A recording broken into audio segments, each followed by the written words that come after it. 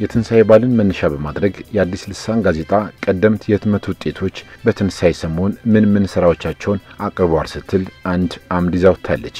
የዚህ አምድ አዘጋጅ አብርሃም ገብሬ እንዳሰፈረው ከሆነ አንድ የእሳት አደጋ በቀደሙት ዘመናት ስለመከሰቱ ያስታውሰናል። ሚያዝያ 20 ቀን ከምሽቱ በ3 ሰዓት ሱቁን ዘግተው ሰራተኞቹ ከወጡ በኋላ ሙሴ ኮርስቶና፣ ሙሴ ጆርጂና ካሉ ጆርጦሎስ ወንድማማቾቹ የሚነግዱበት የወይዘሮ በለትሻቸውና የደጃዝማች መሻወርቁ ሱቅ ተቃጠለም። የተቃጠለው ዕቃ ሂሳብ እስከ 2000 ብር ይሆናል። ትጉሁ ከንቲባ በወቅቱ የነበሩት ነሲቡ ዘበኛውን በጥሩምባ አስነስተው ከሳት ያዳኑት ዕቃ 2000 ብር ይገመታል። ሲቢርቶ የነበረበት ጓዳ እንዳይቃጠል በጎረቤት የነበሩ ዘበኞች ውሃ እየቀዱ በብርታት ባያጠፉት በተራው ያለው ሱቅ ሁሉ አይተርፍም ነበር ይላል ጋዜጣው። ቀዳማዊ ንጉሠ ነገሥት ኃይለ ሥላሴም እጅግ አዝነውላቸው የተቃጠለውን ሱቅ አይተው አይዟችሁ ብለው ተስፋ ሰጥቷቸዋል በማለት ዕለተ ትንሣኤ ከእሳት አደጋ ክስተት ጋር በማሳሰር በጋዜጣው ሽፋን አግኝታለች። ሌላው የትንሣኤ በዓልን አስመልክቶ የቃኘው የአፄ ኃይለ ሥላሴ ባለቤት በእቴጌ መነን ስም የተሰየመውን መነን መጽሔት ነች። ላብነት በሚያዝያ 16 ቀን 1962 ዓ.ም እትሟ የፋሲካ ዋዜማን የሚያስታውሱ የተለያዩ ጽሑፎችን ይዛ ወጥታለች። ሰም ለበስ በተሰኘው የመጽሔቷ አምድ ላይ ፋሲካን የሚያስታውስ ወግ በዚህ መልኩ አስተናግዳለች። አንድ ሰው ነበረ። ፋሲካ በደረሰ ቁጥር ቤቱ ተጋድሞ ያዙኝ ጥለፉኝ እያለ ቤተሰቦቹን ያስቸግራል።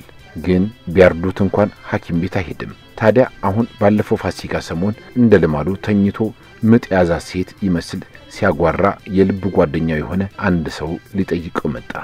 የተለመደውን ሰላምታ ከተለዋወጡ በኋላ ከውጭ የመጣው ሰው እየተገረመ አምና ካቻምናም በፋሲካ ሰሞን ታመ ነበር፣ አምልኮት አለብህ ልበል አለና ጠየቀው። በሽተኛው ካልጋው ቀና ብሎ አጠገባቸው ሌላ ሰው እንደሌለ ካረጋገጠ በኋላ በእውነት የታመምኩ አይመስልም አለው። ታዲያስ ለወላጆቼ ለአያቶቼ ለአማቶቼና ለጦት አባቴ ያክፋ የሚሉትን ዕዳ መክፈል ሰልችቶኝ ነው ፋሲካ በደረሰ ቁጥር የምታመመው አለውና ባለቤቱ ብቅ ስትል ተጋድሞ ያቃስት ጀመር በማለት ቀልድ አዘል የፋሲካ ወግ ዳሳለች። ሌላው በዚህ መጽሔት ሴቶች ገጽ በተሰኘው አምድ ላይ ብዙ ወንድማገኘው በመትባል ጋዜጠኛ የተጻፈ ፋሲካን በሚመለከት ሰፋ ያለ ሐተታ ተናግሯል። ይህች ሐተታ በዋናነት የፋሲካ ገበያ ምን እንደሚመስል የምታስቀኝ ብትሆንም እግረ መንገዷ ግን ብዙ አስገራሚ ጉዳዮች ዳሳለች። በተለይ ከ1960ዎቹ አንስቶ የኢትዮጵያ ነባር ልማድና ወግ ምን ያህል እየተለወጠ እንደነበር ያሳያል። በዘመኑ በታተሙት የተለያዩ ልብ ወለድ ድርሰቶች ውስጥ እንዳነበብነው በመጤውና በነባሩ ባህል መካከል የነበረው ፍትጊያና የዘመኑ ሁኔታ እየተለዋወጠ መሄዱ ቁልጭ አድርጋ ታሳያለች። እስኪ የወቅቱ የገበያ ሁኔታ ምን ይመስል እንደነበር ከመጽሔቷ አንቀንጭብ። በዓሉ የሚከበረው ከፍ ባለ ሁኔታ በመሆኑ የተለመደው የእህልና የሌሎች ዋጋ በዓሉን ምክንያት በማድረግ ታላቅ የዋጋ ጭማሪ አድርጓል። የንግድ ሚኒስቴር ቁጥጥር የሌለበት ቅቤና ቅመም፣ ሽንኩርትና በርበሬ ከተለመደ ዋጋቸው በላይ ሆነዋል። ምንም እንኳ በጊዜው ምክንያት የዶሮን ዋጋ ለማወቅ ባንችልም ማጣፈጫ የሆነው ቅቤ በንጥር ከ2 ብር ከ50 ሳንቲም ወደ 4 ብር ተዛምቷል። በሚቀጥሉት ቀናቶች ወደ ከፍተኛ ዋጋ እንዳይሻገር የሚያሰጋ ነው።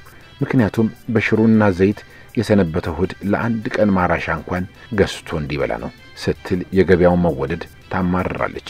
መጽሔቷ ቀጠል ታድርግና ከቅቤውም ተራ በዋጋው ያልተስማማን መስለን ወደ ቅመሙ ተራ ዘገም። በዚህ አካባቢ ያሉ ሴቶች ነበሩ።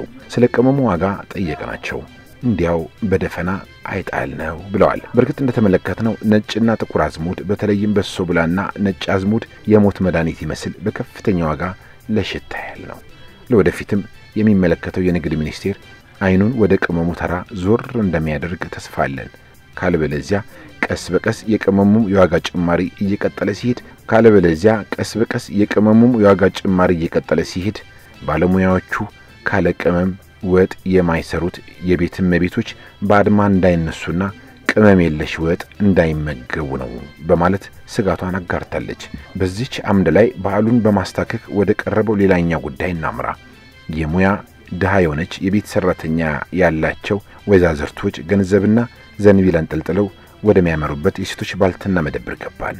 በአረንጓዴ በቢጫና በቀይ እንዲሁም ካኪ ቀለም ባለው ወረቀት የታሸገውን ቅመም ቁጥራቸው በዛ ያሉ ወይዛዝርት ሲሸምቱ አገኘን። በዚያ ስፍራ ከማቆላያው አንስቶ እስከ እርድ የሚገዙትን ሴቶች በተመለከትን ጊዜ በቤቷ ውስጥ ቅመም የምታዘጋጅ ሴት የለችም ብለን ገምተናል።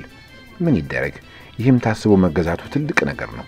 በአሁኑ ወቅት ባል ለጋብቻ የሚፈልገው ሙያና ጠባይ ሳይ የሚመርጠው ውበትና ሀብት ሆኗል። ታዲያ ማን ቅመም ሲቀመም ይኖራል? ሀብት ለማጠራቀምና ውበትን ለማሳመር ከአንዱ ሱቅ ወደ አንዱ በመዘዋወር መልክ ማሳመሪያውን መድኃኒት መግዛት እንጂ ጥቁርና ነጭ አዝሙድማ ምን ያደርጋል?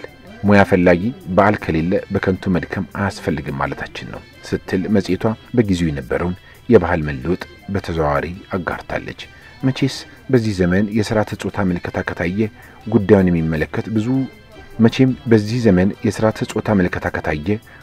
የሚመለከት ብዙ ማለት ይቻላል። በዚያን ዘመን ባል ሚስት ለማግባት የሚያስቀምጠው መስፈርት ምን መልክ እንደነበረው ያስቃኛል። ከዚህ አንጻር በወቅቱ ሴቷ ተመራጭ እንጂ መራጭ እንዳልነበረች እንዲሁም የቤት ውስጥ ሙያ እንደ መስፈርት መቆጠሩ እየደበዘዘ መሄዱን እግረ መንገዳችን እንረዳለን። መነን መጽሔት ቀጠል ታድርግና ወይዘሮዋ ስማቸው እንዲጠቀስ አልፈቀዱም እንጂ ያወሩልን ብዙ ነው። ከነገሩን ውስጥ ባለፈው ሳምንት ረቡዕ ዕለት በ8 ሰዓት በኢትዮጵያ ሬዲዮ ጣቢያ የምታገባ ሴት በምን ተሟልታ መገኘት አለባት ተብሎ ለቀረበላቸው ጥያቄ ወንዶቹ መልስ ሲሰጡ ሙያን አንዳቸውም ሳይጠቅሱ የዳንስ መውደዷንና ጠጉረ ረጅም የሆነችውን መፈለጋቸውን ተናግረዋል ስትል አትታለች። አዲስ ልሳን ጋዜጣ ቅዳሜ ሚያዝያ 11 ቀደምት የህትመት ውጤቶች በትንሳኤ ሰሞን ካስነበበችው የወሰድነው ነው። መልካም ትንሳኤ።